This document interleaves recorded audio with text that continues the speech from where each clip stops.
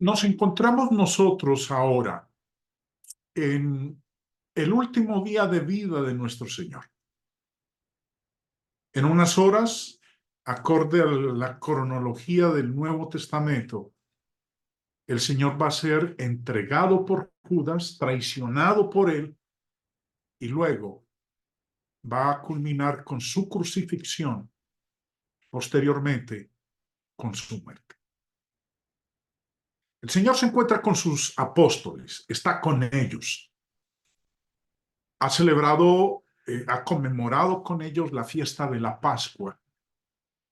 Después de ella ha instituido su cena y les ha dicho a los discípulos que él debe marcharse, debe irse, que va a volver al Padre, pero que no los va a dejar solos, que les va a enviar otro consolador. ¿Quién es él? El Espíritu Santo. En nuestra última lección habíamos visto cómo el Señor les había hablado de la persecución que vendría sobre ellos después de que él se marchara. Y les hace, o más bien, lo que les dice es con el propósito de que ellos estén preparados para cuando llegue ese momento. Todo esto que el Señor les habla incluye la guía del Espíritu Santo. Por eso, la preparación que Él ha hecho para con ellos, a fin de que puedan mantenerse firmes y salir airosos ante esa persecución que se va a presentar. Empieza diciendo, Juan capítulo 16, verso 1. Estas cosas os he hablado para que no tengáis tropiezo. Este capítulo es una continuación de la exhortación que Jesús dio a los apóstoles en la última cena antes de su crucifixión. Ahora empieza diciendo el verso, estas cosas. Con esa declaración, el Señor se está refiriendo a las predicciones que les hizo en el capítulo anterior, en el capítulo 15, específicamente del verso 18 al 21, de cómo serían odiados por el mundo. Vamos a leer lo que dice en la parte final a lo que el Señor está haciendo referencia en este verso 1. Vamos a leer estas cosas que Él les habló con antelación. Si el mundo os aborrece, sabed que a mí me ha aborrecido antes que a vosotros. Si fuerais del mundo, el mundo amaría lo suyo, pero porque no sois del mundo, antes yo os elegí del mundo, por eso el mundo os aborrece. Acordaos de la palabra que yo os he dicho. El siervo no es mayor que su señor. Si a mí me han perseguido, también a vosotros os perseguirán. Si han guardado mi palabra, también guardarán la vuestra. Mas todo esto harán por causa de mi nombre, porque no conocen al que me ha enviado. Los apóstoles, al saber qué esperar, tendrían valor para mantenerse firmes y de esa manera no tropezarían, como el Señor les ha dicho en el verso 1 de Juan 16. Palabra tropiezo aquí significa lo mismo que caer, es decir, apostatar.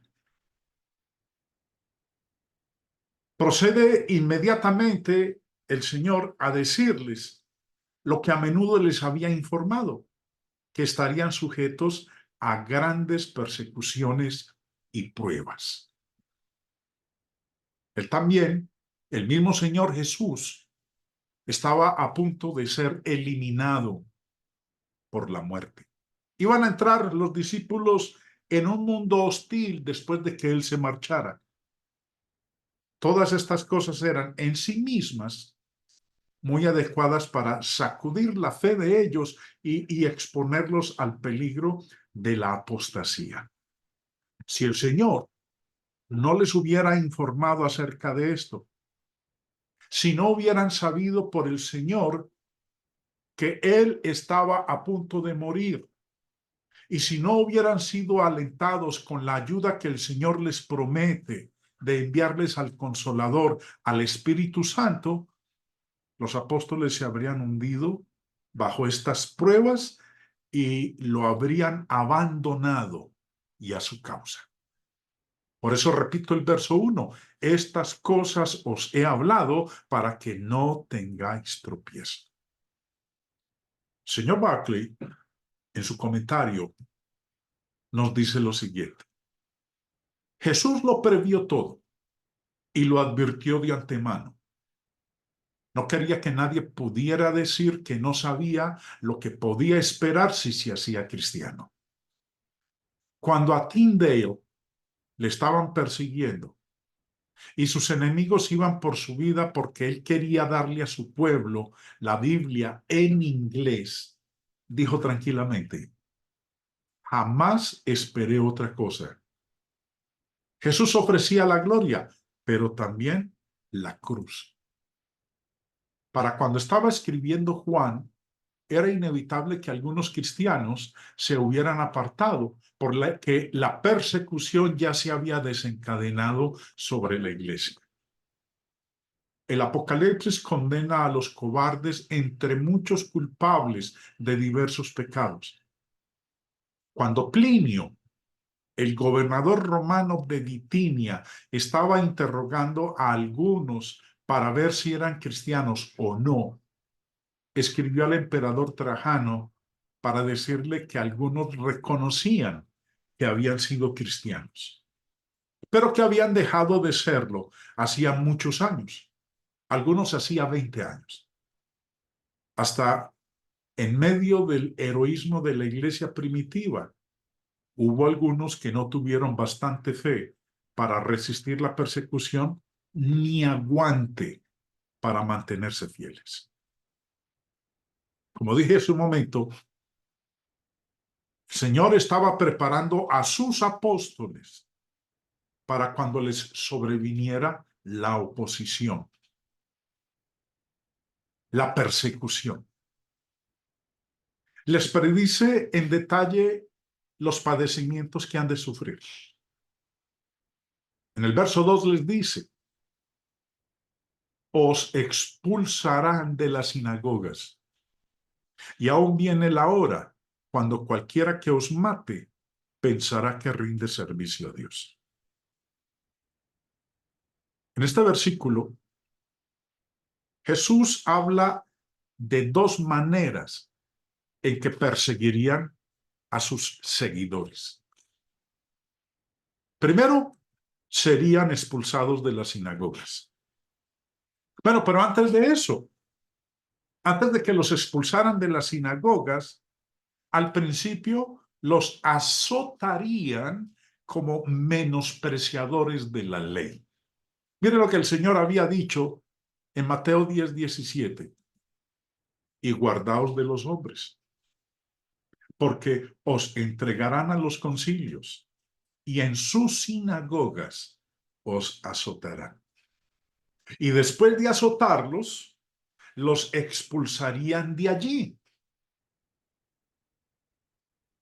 Si retrocediéramos en la hora del Señor en su ministerio, ustedes podrán recordar el caso cuando el Señor curó a un ciego de nacimiento.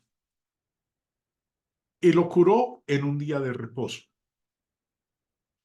Los fariseos, los intérpretes de la ley, los escribas, condenaron el que el Señor hubiera sanado a ese ciego.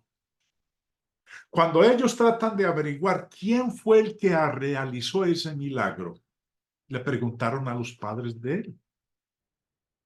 Pero los padres de él, y los voy a ubicar a ustedes en Juan capítulo 9, que es donde encontramos nosotros ese evento milagroso.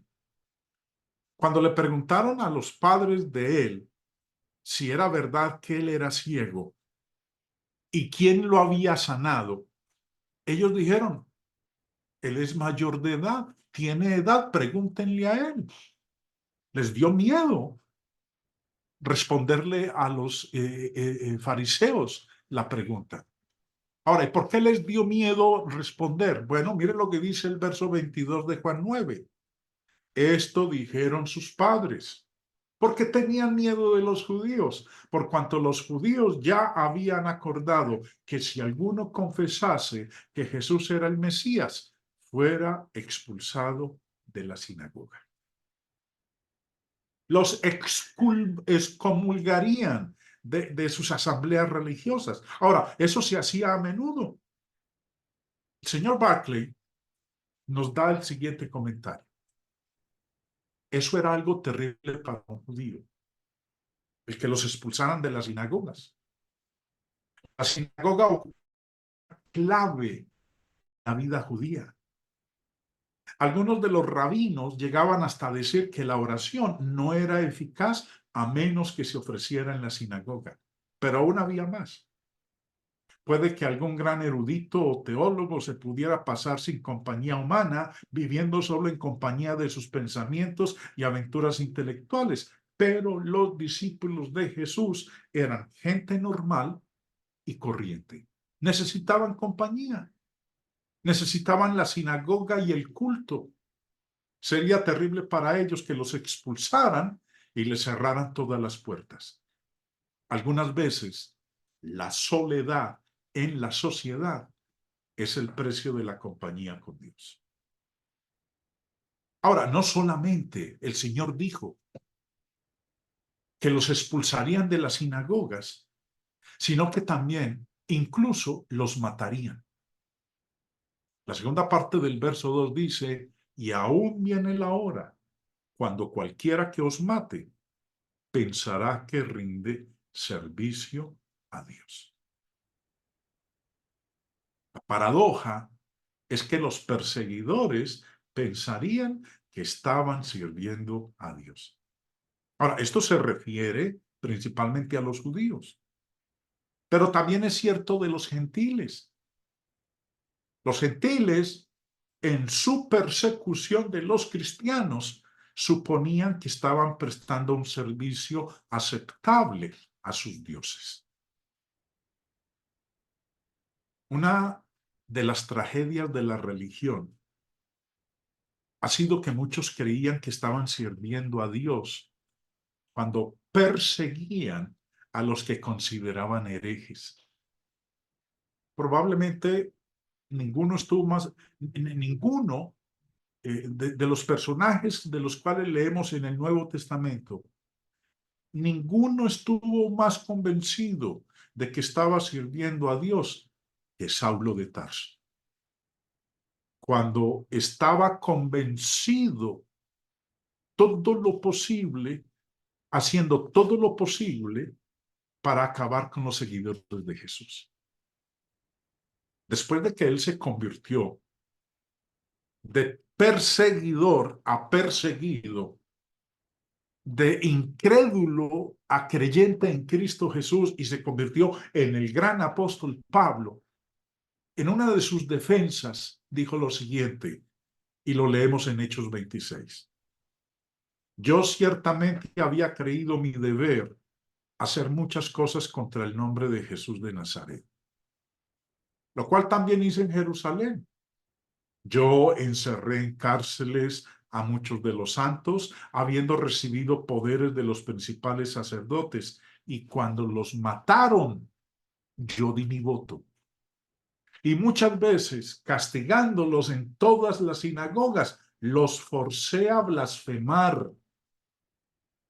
Y enfurecido sobremanera contra ellos, los perseguí hasta en las ciudades extranjeras. Eso le sucedió al apóstol Pablo cuando era perseguidor de la iglesia, cuando aún no era el apóstol.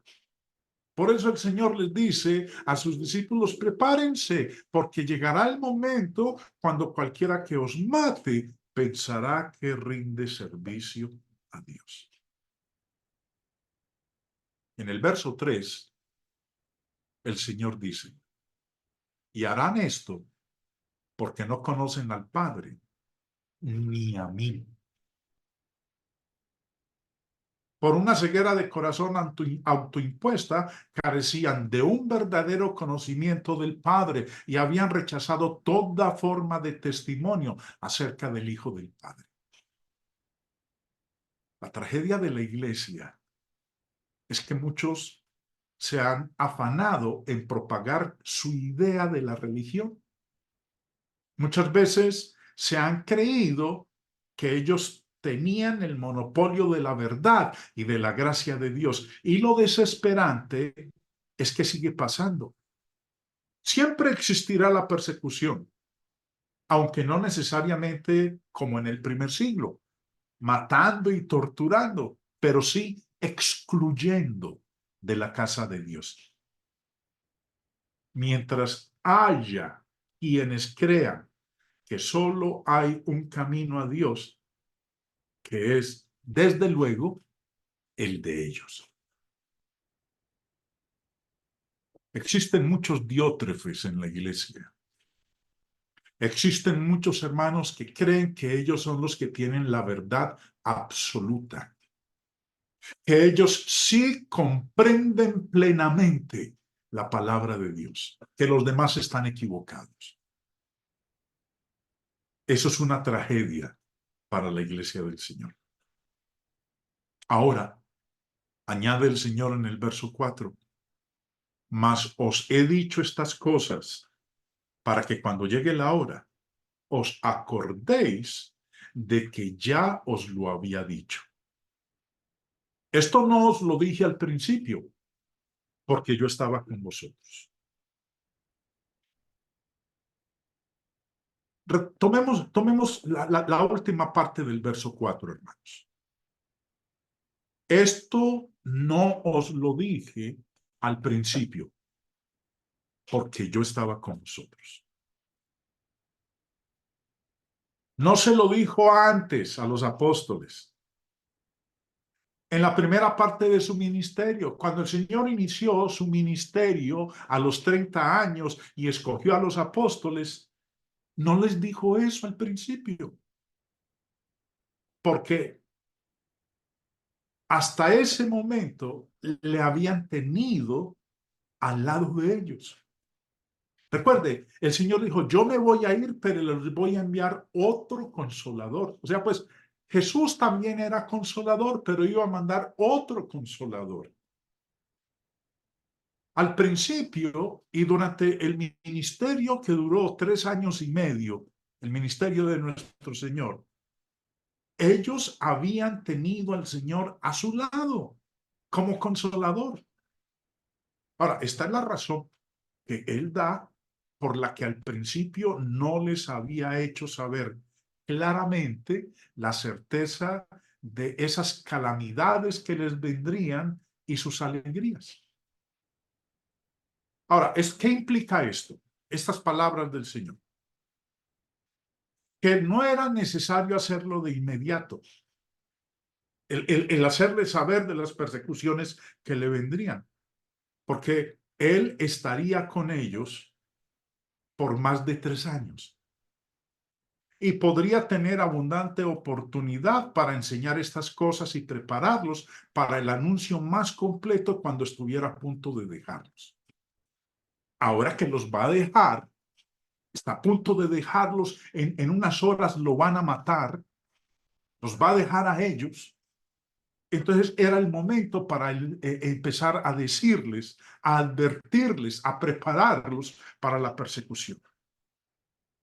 Que mientras él estuviera con ellos, iría delante de ellos y el peso de las calamidades caería sobre él y en consecuencia no necesitarían tanto la presencia y ayuda del Espíritu Santo como lo necesitarían cuando él se fuera.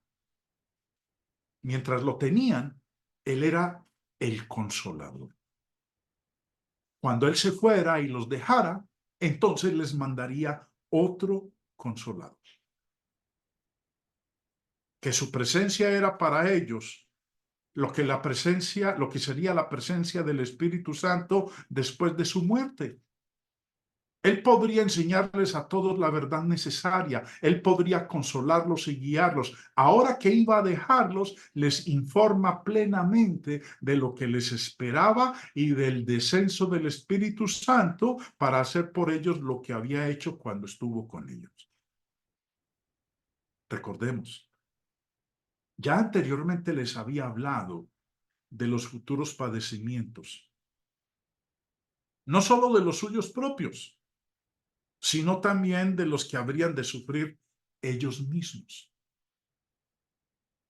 En Mateo, capítulo 10, retrocediendo en el ministerio, él les había dicho, he aquí, yo os envío como ovejas en medio de lobos. Por eso les dice en el verso 4, mas os he dicho estas cosas para que cuando llegue la hora os acordéis de que ya os lo había dicho. ¿Como cuando? En Mateo 10. He aquí yo os envío como ovejas en medio de lobos. Sed pues prudentes como serpientes y sencillos como palomas, y guardaos de los hombres, porque os entregarán a los concilios, y en sus sinagogas os azotarán. Y aun ante gobernadores y reyes seréis llevados por causa de mí, para testimonio a ellos y a los gentiles. Mas cuando os entreguen, no os preocupéis por cómo o qué hablaréis, porque en aquella hora os será dado lo que habéis de hablar. Porque no sois vosotros los que habláis, sino el Espíritu de vuestro Padre que habla en vosotros. El hermano entregará muerte al hermano y el padre al hijo, y los hijos se levantarán contra los padres y los harán morir, y seréis aborrecidos de todos por causa de mi nombre, mas el que persevere y esté al fin, éste será salvo. Cuando os persigan en esta ciudad, huid a la otra. El Señor Jesús fue el blanco central mientras estuvo con ellos. Jesús fue el blanco central de los tiros del enemigo. Y soportó todos los ataques maliciosos de escribas y de fariseos, de saduceos y de herodianos. En fin, de todos los líderes del pueblo. Él atraía la atención de los lobos hacia sí, mientras que los discípulos estaban resguardados, protegidos por parte del Maestro. Volviendo, el Señor les había declarado, mas os he dicho estas cosas para que cuando llegue la hora os acordéis de que ya os lo había dicho. Sin embargo, cuando llegara la muerte de Cristo y la tribulación resultante, los discípulos recordarían estas revelaciones proféticas que Jesús les había dicho y así su fe se fortalecería. Leamos Juan 13:19. Desde ahora os lo digo antes que suceda, para que cuando suceda, creáis que yo soy.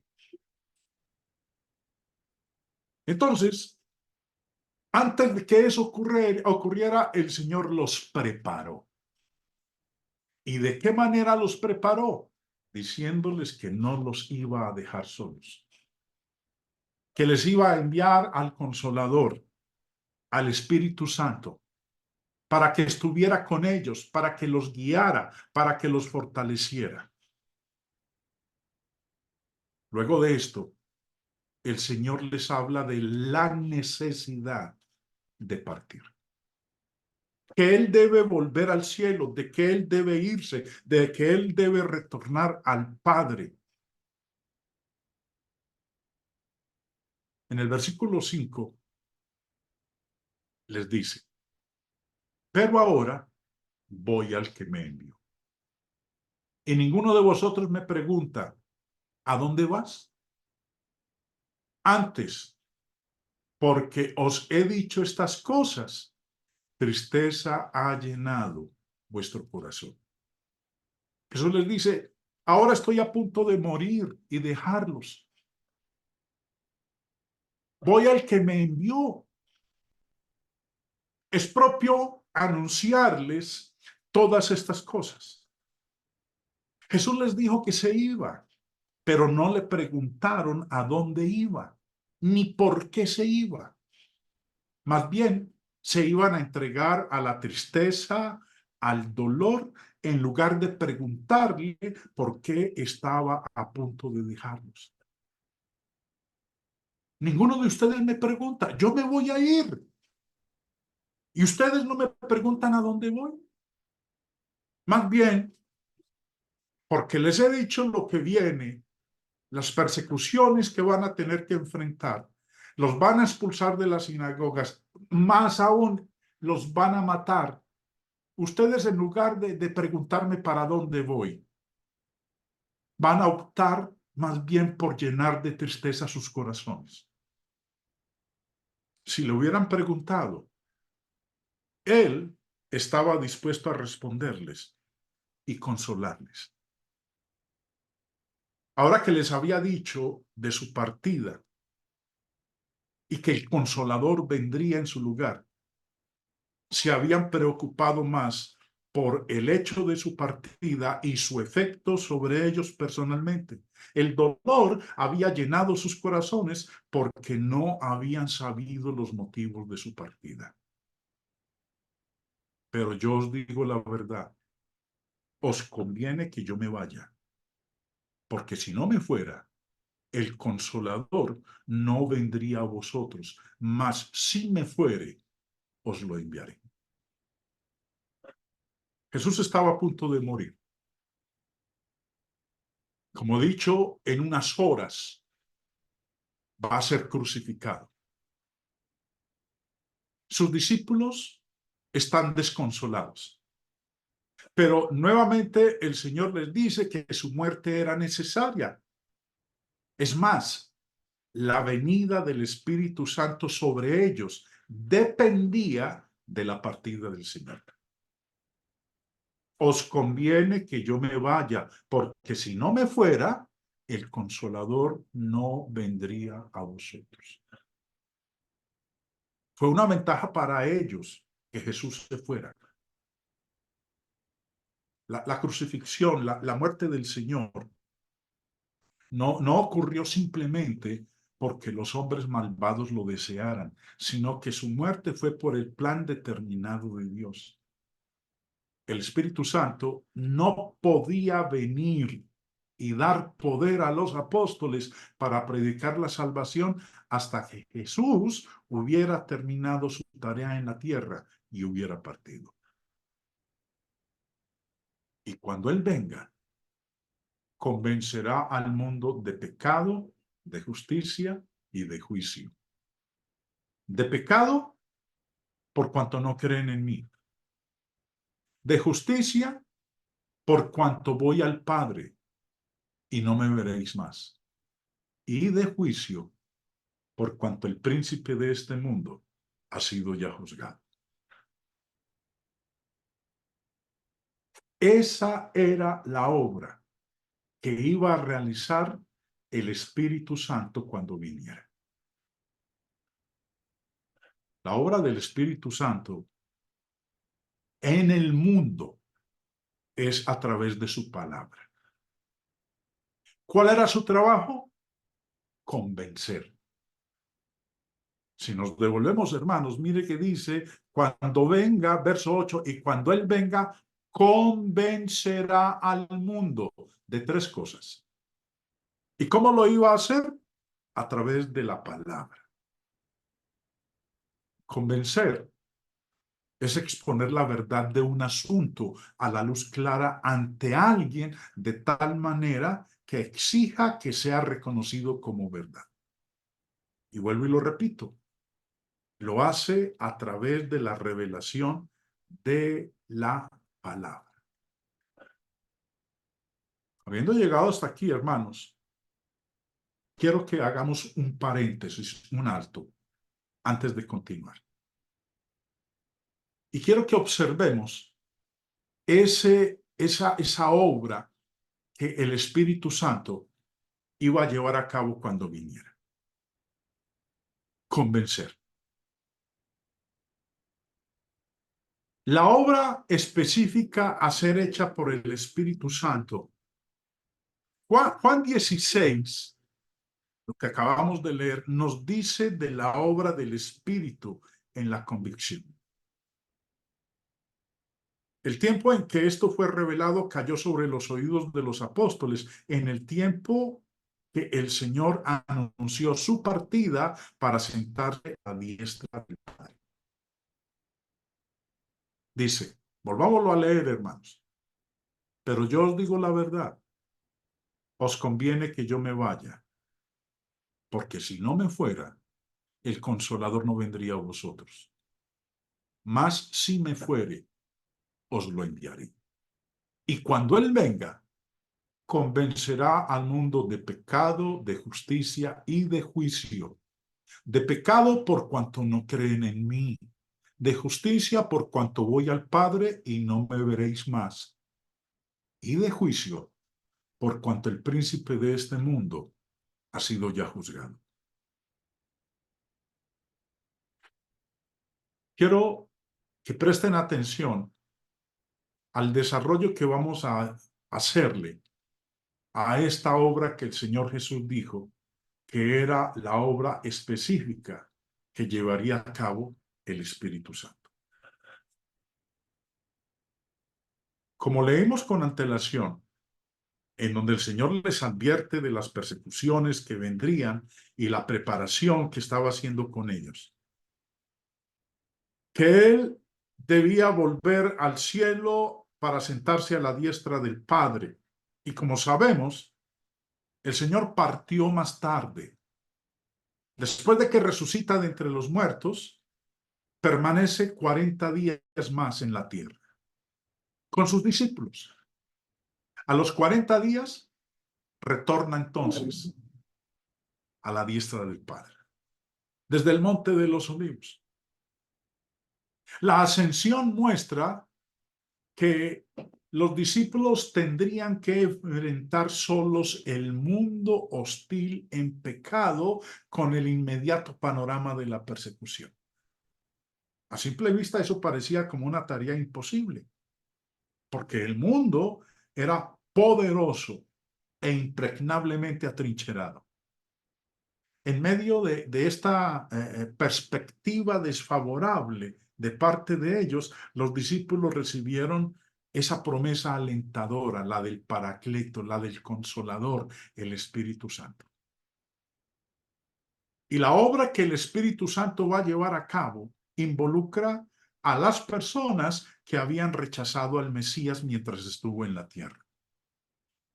Pero aún así, la lección involucrada es aplicable a todos nosotros a través de todas las épocas y cubre todos los pecados de la humanidad. El Espíritu Santo convencería al mundo de tres cosas. La primera, de pecado. La raíz de todo por lo cual el mundo sufre. Usted conoce muy bien las palabras de Pablo en Romanos 3:23, donde dice, por cuanto todos pecaron. Usted, yo, mi papá, mi mamá, mi abuela, mi abuelita que no mataba ni una mosca, mi abuelita santa, que ya se murió y que muchos hoy en día que Dios la tenga en su santa gloria. Todos hemos pecado. Aún aquel que se vea como el más inocente, no hay un solo ser que no haya pecado. Todos hemos pecado. ¿Qué iba a hacer el Espíritu Santo cuando viniera? Pues iba a convencer al mundo de pecado. Ahora, eso requiere un cambio de disposición y profunda renovación de los pensamientos, afectos y voluntad del hombre. Es la tarea del Espíritu convencer al mundo de que son culpables de pecado.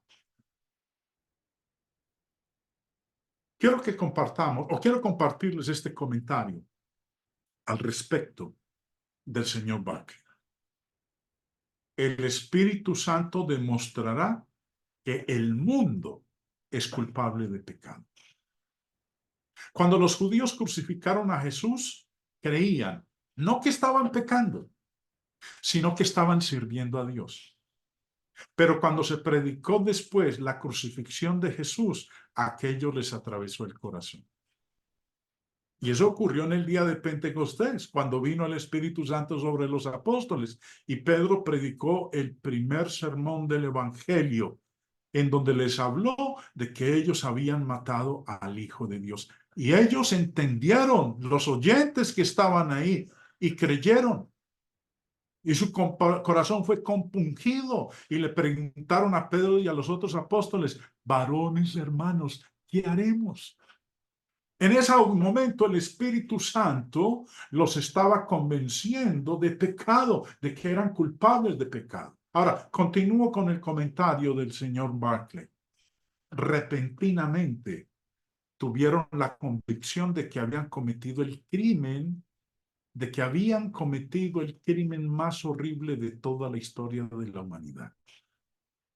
Y de que aquello había sido la consecuencia de su pecado. ¿Qué es lo que nos produce el sentimiento de pecado y nos hace reconocerlo? ¿Qué es lo que nos humilla hasta el polvo ante la cruz? Una vez estaba contando un misionero la historia de Cristo en una aldea de la India, valiéndose de una serie de diapositivas que proyectaban una pared enjalbegada. Cuando puso la escena de la cruz, un indio, o sea, pues un hindú, pasó al frente como si no pudiera contenerse y gritó: baja de la cruz, Jesús. Soy yo el que tiene que estar colgado ahí y no tú. ¿Por qué la historia de uno que fue crucificado como un criminal en Palestina hace 20 siglos sigue rasgándole el corazón a la gente todavía ahora? Es la acción del Espíritu Santo. Porque esa era una de las cosas que él iba a hacer cuando viniera. La obra específica de convencer al mundo de pecado. Ahora, preste atención a lo que sigue a continuación. El Señor explica en el verso 9 a qué clase de pecado se está refiriendo. No se está refiriendo a cualquier pecado, no al pecado de robar, no al pecado de hurtar, no al pecado del adulterio, no al pecado de la embriaguez, etc. En el verso 9 explica a qué pecado hacía referencia. Dice: de pecado, por cuanto no creen en mí. Pecado, convencería al mundo de pecado, es aquí, como aclara el Señor Jesús, la incredulidad en él, no cualquier otro pecado. Si hubieran creído en Cristo, no lo habrían crucificado. El Espíritu Santo vino para convencer a los judíos del primer siglo de que eran culpables de no creer en Jesús como el Hijo de Dios, en el Mesías prometido, en el Cordero de Dios. Él no iba a venir a convencer del pecado de la lascivia, vuelvo y repito, del secuestro, del homicidio en general, del robar bancos, de violar, etcétera, el pecado de la homosexualidad o del lesbianismo. No, él no iba a venir a convencer de ese pecado, sino de no creer en el Señor. Es más, vuelvo y repito, pecado aquí, como lo aclara el Señor, el pecado es la incredulidad en él, no cualquier otro pecado. Es más, leámoslo en una versión diferente. Aquí lo estamos leyendo nosotros en la versión Reina Valera de 1960. Leámoslo en la versión de la Biblia latinoamericana. Dice: ¿qué pecado? Que no creyeron en mí. Ese es el obrar del Espíritu Santo en este momento. ¿Cuál sigue? Convencería al mundo de justicia. Pero hermanos, como esto es más amplio, lo que sigue a continuación, porque convencería no solo de pecado, sino de justicia y de juicio, vamos a dejar esta segunda parte del estudio para nuestra próxima lección, en el día de mañana, si Dios los permite. Si los cargo demasiado, es probable que algunos de ustedes pierdan el hilo de lo que estoy exponiendo. Por eso, hasta aquí es suficiente lo que he expuesto por el momento. Así que invitados para el día de mañana, para que continuemos estudiando acerca de la obra específica a ser hecha por el Espíritu Santo.